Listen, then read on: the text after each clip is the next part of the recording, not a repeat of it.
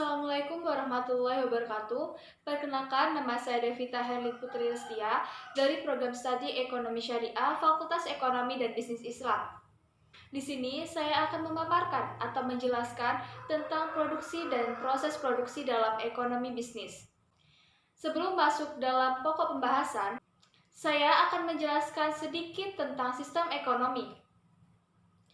Istilah sistem ekonomi berasal dari bahasa Yunani, yaitu oikos atau dalam bahasa Inggris sebagai Management of Household, yaitu tata laksana rumah tangga.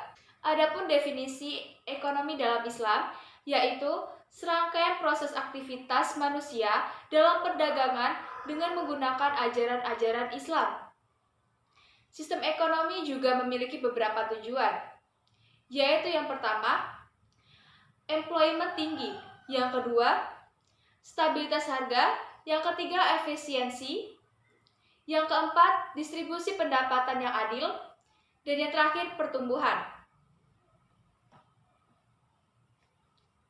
Dalam sistem ekonomi juga memiliki beberapa masalah. Yang pertama yaitu dalam ekonomi konvensional menyebutnya sebagai masalah kelangkaan, sedangkan dalam ekonomi Islam yaitu distribusi yang tidak merata.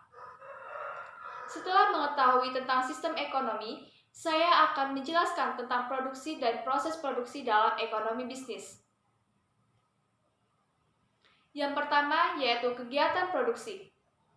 Dalam memenuhi keinginannya, manusia memerlukan sejumlah barang dan jasa. Barang dan jasa tersebut tidak tersedia begitu saja, melainkan harus dibuat dengan pengorbanan tertentu yang dapat dinilai dengan uang. Dan harus menggunakan bahan baku dan setengah jadi dari perusahaan lain untuk diolah menjadi bahan jadi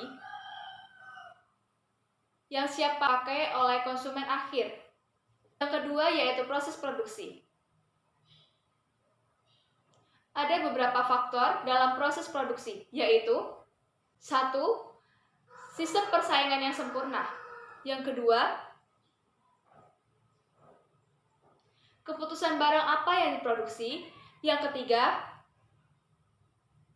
berapa banyak yang diproduksi. Yang keempat, bagaimana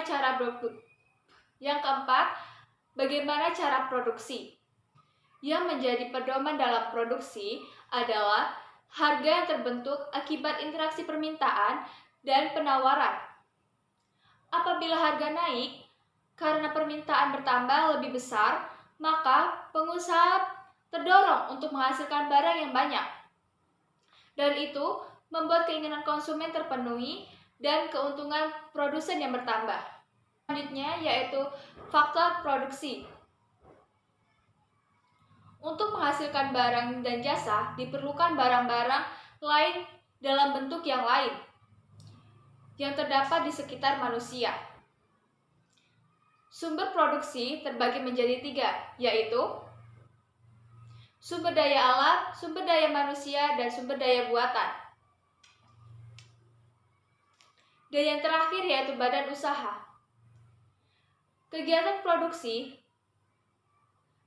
produksi diselenggarakan oleh badan usaha atau perusahaan yang merupakan satuan ekonomi dalam menyelenggarakan proses produksi. Di Indonesia, perusahaan yang melakukan kegiatan produksi dapat dikelompokkan ke dalam 4 macam. Yang pertama yaitu perusahaan swasta, yang kedua koperasi, yang ketiga perusahaan negara, dan yang terakhir perusahaan daerah.